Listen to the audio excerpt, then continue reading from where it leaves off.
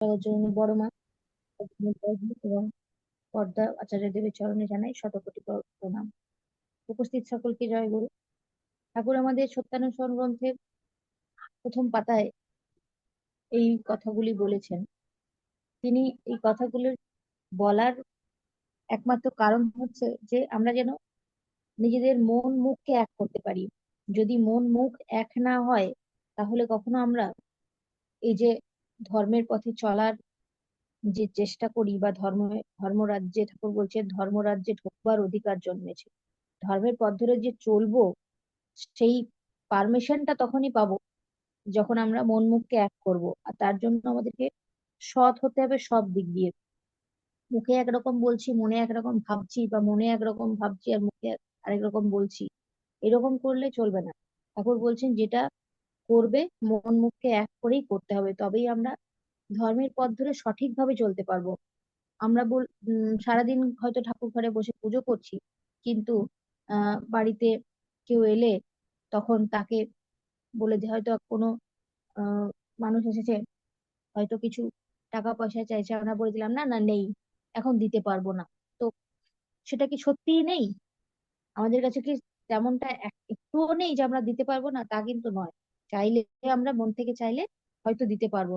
কিন্তু সেই জায়গায় যদি এমন কোনো মানুষ আসেন যে হয়তো 100 টাকা চাইছে, সেখানে আমাদের স্বার্থ লুকিয়ে আছে, আমরা কিন্তু তখন নিজের মন থেকে বা স্বার্থ দেখে 200 টাকাও দিতে রাজি থাকবো, কারণ সেখানে আমাদের স্বার্থ আছে। এই যে জিনিসগুলো ঠিক করতে হবে।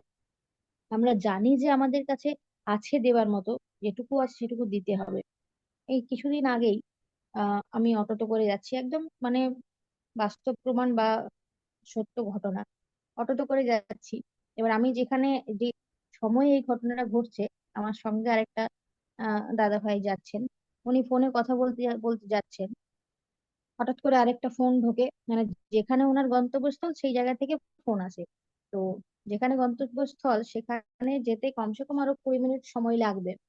তো আর তিনি 20 মিনিট দূরত্বে রয়েছেন, কিন্তু যখন সেই মানুষটা ওই গন্তব্যস্থল থেকে ফোন করছেন আরেকজন মানুষ, ফোনটা ধরে উনি বলছেন যে আমি জাস্ট পৌঁছেই গেছি, মানে হয়তো তার আর 5 মিনিট লাগবে। এইভাবে মানে ফোনের কথোপকথনে আমি যেটুকু বুঝলাম যে মনে হচ্ছে যেন আর 5 মিনিট লাগবে ওই জায়গায় পৌঁছাতে, চিন্তা না করতে এই কথাগুলো বললো। কিন্তু সত্যিকারে যদি দেখা হয় যে 20 মিনিট লাগবে, তার মানে কি এই ছোট ছোট জিনিসেও যদি কাউকে মিথ্যে কথা বলতে হয়, তাহলে তার সেই সৎ সাহসই নেই যে আমি সত্যি কথা বলবো, বা আমার দেরি হয়েছে কোনো কারণে, হতেই পারে মানুষ রাস্তাঘাটে দেরি হচ্ছে, সত্যি কথা স্বীকার করার তার সৎ সাহসটাই নেই যে হ্যাঁ আমার সত্যি সত্যি দেরি হয়েছে। এটা রাস্তাঘাটে সবসময় আমি নজর করি, আর রাস্তাঘাটে বেশি চলাচল করলে এগুলো যে কোনো মানুষই নজর করবে, যে মানুষ সেইটুকু সৎ সাহস রাখে না যে অল্প ছোট ছোট বিষয়গুলো তো সত্যি কথা বলি অপর মানুষটাকে। তো সেই ছোট ব্যাপারটা যে সত্যি কথা বলতে পারে না, সে হয়তো ভাবছে আমি বিশাল চালাক, আমি বললাম সে তো বুঝে গেল হ্যাঁ আসছে, কিন্তু ঈশ্বর তো দেখছেন তুমি কাকে কি বলছো, তিনি তো শুনছেন। তো ছোট ছোট জিনিসগুলো কিন্তু, একটা ছোট মিথ্যে কথাও কিন্তু পাপের মধ্যেই পড়ে।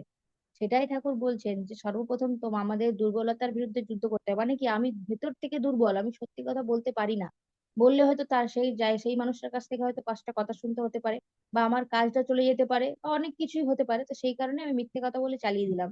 তো সেটা কতদিন, মানে আমার যে একটা ব্যাড হ্যাবিট তৈরি হচ্ছে কি, আমি মানুষকে মিথ্যে কথা বলি, আর আমি সময়ের দাম দিতে জানি না, আমি সময়কে ঠিকভাবে ব্যবহার করতে পারি না, আমি মানে পাংচুয়াল নই এক কথায়, যখন তখন গেলেই হচ্ছে।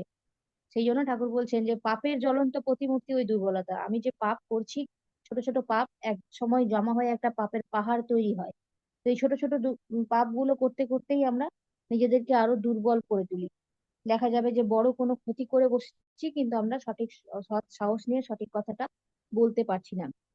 সেই জন্য ঠাকুর বলেছেন যে এই আহ দুর্বলতাটাকে ত্যাগ করতে হবে। যদি আমি মানে মনে করি যে আমি সাহসী, আমি যদি মনে করি যে আমার শক্তি আছে, আমি সৎ পথে চলবো, যে সৎ পথে সত্যিকারে চলতে জানে সে কখনোই দুর্বল হতে পারে না। আর দুর্বল যে হবে না, সে তার মন মুখ এক হবে, যেমন বলবে সে তেমন করবে। যদি না পারে করতে, সে বলবে যে আমি পারবো না, কিন্তু সে মিথ্যে কথা বলবে না। আর যদি সেই সৎ সাহস তৈরি হয়, তবেই আমাদের এই ধর্মের পথে চলাটা সার্থক। না হলে ওই উপর উপর চলা হবে, নিজেকেও ঠকানো হবে এবং ঈশ্বরকেও ঠকানো হবে যে আমি ধর্মের পথে চলছি। আদৌ কিন্তু সেটা সঠিকভাবে চলা হবে না যদি আমরা সৎ না হতে পারি। যখন সৎ হব তখন নিষ্ঠা আসবে, ভক্তিও আসবে, কিন্তু সৎ যদি না আসে, সৎ যদি না হতে পারি, তাহলে নিষ্ঠা ভক্তিও ঠিকভাবে হবে না। একটা স্বার্থ রেখে বা মিথ্যার ভাব দিয়েই মানে নিজেকে বোকা বানানো হবে এবং অসৎ পথেই চলা হবে। তাই নিজের দুর্বলতাকে কাটিয়ে সবল হয়ে সত্যের পথে চলাটাই আমাদের শ্রেয়। আলোচনা এখানে শেষ করছি। জয় গুরু। জয় গুরু। প্রিয় ভান্ডারী মা, অত্যন্ত ভালো লাগছে মায়ের আলোচনা। ঠাকুর মায়ের মঙ্গল করুন। জয় গুরু।